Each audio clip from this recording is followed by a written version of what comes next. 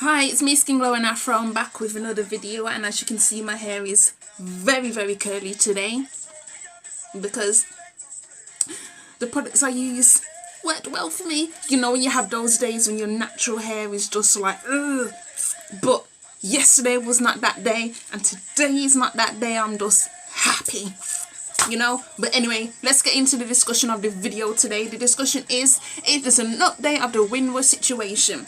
Now, as you know, 2 weeks ago I did a video on the windrush generation, the scandal that is happening, and now there's been an update. They've actually put a website up on gov.uk. They've put a guidance up on gov.uk for those who are affected by the Home Office to sort out their citizenship. So what I'm going to do is I'm going to read what the guidance states, and then I'm going to give you my thoughts on it. This is only going to be a quick little video because I'm going out later, so I don't really have the time to talk, but I'm going to be doing another video later while I'm getting ready, so I may continue to talk about it, but this is just a quick little one. So if you want to find out the information for yourself, go on to www.gov.uk. Guidance for undocumented Commonwealth citizens, and it was updated the 25th of April 2018. So that was the week before last. So it says this information is for Commonwealth citizens known as windrush cases who are long-term residents of the UK and do not have documents to demonstrate their status. It explains the position and what they need to do next. This page is not a substitute for immigration advice. You can find out how to contact an immigration advisor on gov.uk. If you need more support, you may wish to contact Citizens Advice.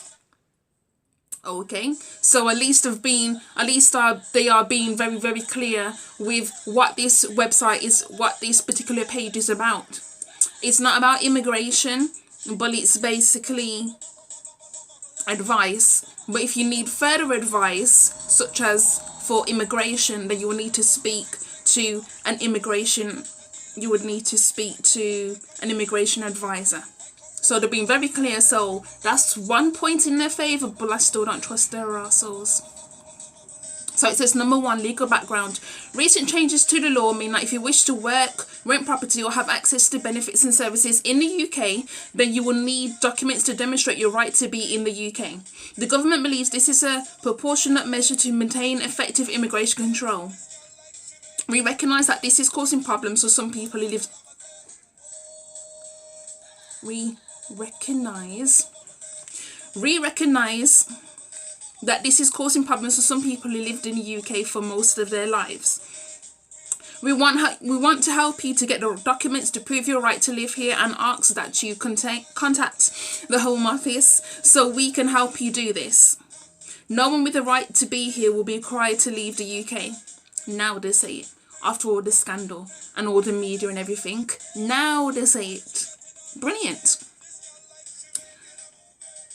We will find a solution for your particular situation. Then it says number 2, check your status to remain in the UK. It says, if you have lived in the UK permanently since before 1973 and have not been away for long periods in the last 30 years, you have the right to be here. Please get in contact with the Home Office so we can help you with your documents and with applying for a permit card which proves your status in the UK. If you came to the UK during the 1970s but after the 1st of January 1973, then you are not likely to have an automatic right to be here. However, you may be allowed to stay here permanently. If you need help with getting hold of documentation that will prove how long you have lived here, or if you have general questions about your status, please get in touch with our dedicated unit at the Home Office. The team aims to resolve all cases within 2 weeks of all the information being pulled together. We are also working with other government departments to help us to build a picture of your life in the UK. We encourage you to come forward as soon as possible so that we can begin to assist with your case, but there is no deadline for contacting the Commonwealth Task Force. Number 3, evidence to support your application to stay in the UK. Now this is the important bit, so if any of you, if your family needs this information, listen up. Because I'm only going to say it once. You know, West Indian parents, when they say something, they say, I'm only going to say it one time. So you better listen. No, I'm only playing, but no, I'm only playing. But see, so I'm only going to say it once.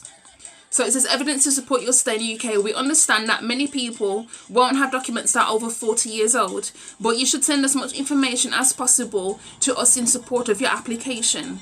We accept all sorts of documentation to help us build a picture of your life in the UK. Think about letting us know where you went to school and studied, where you've worked, if you have family here, where you've lived during your time in the UK.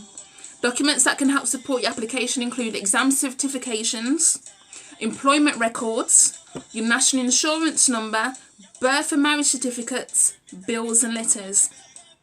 Number 4, Home Secretary's statement to Parliament, April 2018. On the 23rd of April 2018, Home Secretary Amber Rudd made a statement to the Parliament about new measures to establish a permanent and sustainable solution for members of the windrush generation who have been in the country for decades but found themselves unable to evidence their legal right to remain in the UK. But that's funny.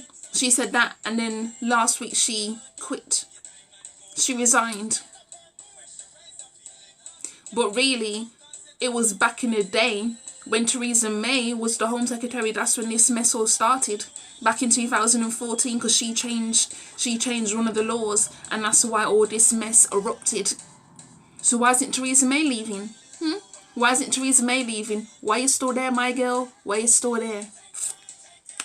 So it says, Amber Rudd announced that the Home Office will waive the citizenship fee for anyone in the windrush generation who wishes to apply for citizenship.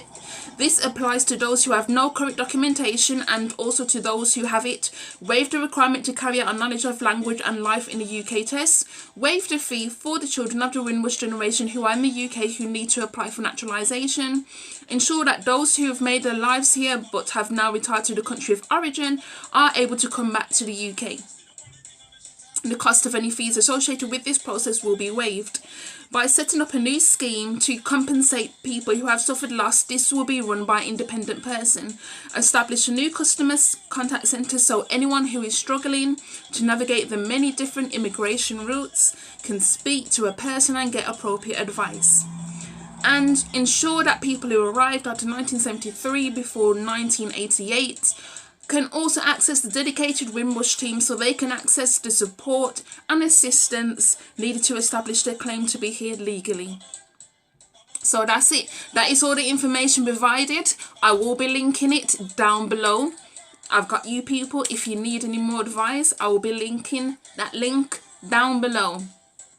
Now, my thoughts on this is they could have resolved this situation years ago, but as per usual, you know, them people who are complacent and they think, oh, people who are complacent and they don't even think about how their actions are going to affect other people. And that's what we see while going now, you know, that's what we see what's going on now. And it's irritating. It's very irritating because there are people who've already been deported to back to the Caribbean, back to countries in Africa, you know, but you mean to tell me that you were sorting this problem out now?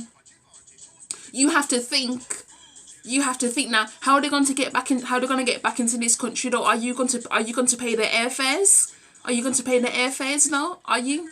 Because some of them, they're living in these countries and they don't have any money, so they don't have no houses for themselves, so they're having to crash in their family members' houses because they don't have a house for themselves. That's the position you put them in, because when their status flagged up that they was in this country illegally, now they lost work, so that means they lost money, and then you deport them back. Then you deport them back to a country that some of them haven't been in like 50, 60 years. So the country's changed. Their family may not even, a lot of their family members may not even be there anymore. If some of them are not even alive, but yeah, okay, now you want to resolve this problem. But you could have done this last year or the year before, or Theresa dickhead May didn't have to do this, didn't even have to do this at all. So you know what, I'm kind of over it now. Yeah, they got all this advice, and I will be posting the link down below if anyone wants to read for themselves. But I'm really just over this nonsense, because when I see my black people struggling, I'm not a happy bunny at all. I'm not a happy bunny. I like to see black people everywhere happy. So you know, because we are interlinked. As far as I'm concerned, we are all linked. So anyway, I shall see you later for my next video when I'm getting ready. That will be a get ready with me video, while I also just be talking a bit more about this whole situation. Just talking. That's my thing. I love to talk. I never used to love to talk. I don't like talking to people on the street because they're a bit, but talking on here, I'm alright. Bye.